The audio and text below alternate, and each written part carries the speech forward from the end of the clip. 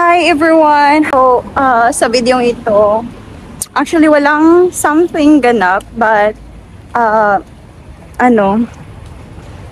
having, kasi, may sakit ako. Like, palaging sumasakit yung tiyan ko, wala akong lakas.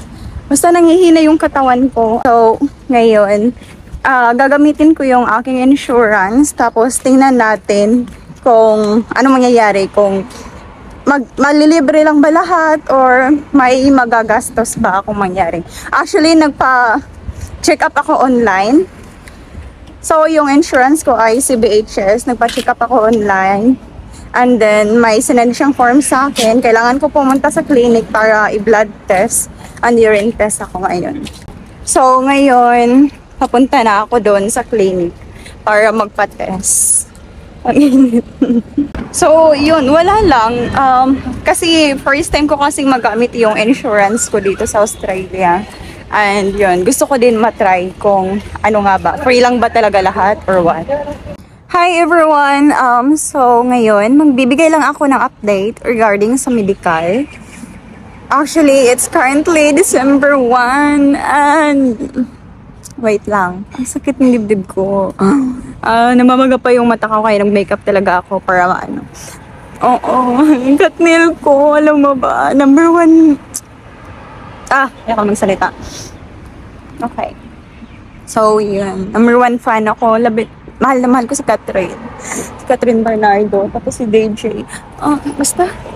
Anyhow, so sa update, diba nagpa-check up ako through online. Ang insurance ko pala ay CBHS. So, sa mga may CBHS na insurance dyan, mag-download kayo ng app. And sa app na yun, doon yung makikita yung merong check-up online, 24/7.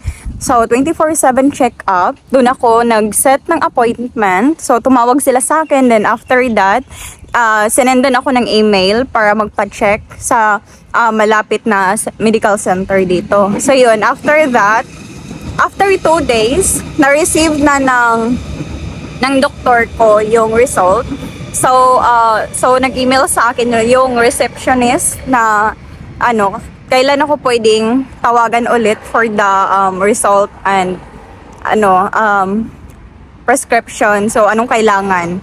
So, yun, nung tumawag na sa akin yung doktor, and also guys, yung receptionist pala, sobrang responsive. Ang bilis niyang mag-reply, like hindi yung maghihintay ka talaga na ilang oras, ilang araw. Pag mag-email ka ng follow-up sa kanya, minutes lang, wala na, nag-reply na agad siya. Sobrang napaka-responsive. So, yung doktor, binigyan ako ng prescription through online. Tinext niya lang sa akin. So, kung ano yung mga kailangan kong i-take na gamot. So, after that, doon, pumunta ako sa may malapit na pharmacy na pwede kong bilhan. So, yun, overall, sa check-up na ito, guys, wala akong gastos. As in, wala. As in talaga. So, ang nagastos ko lang is yung gamot ko, medicine. So, it cost me $16. So, yun lang. Sobrang mura lang din ng gamit. Pero, na-broken talaga ako sa Katnil. So, yun, guys. Tulungan niya akong makamove on. So, yun. Yun. Thank you. Bye.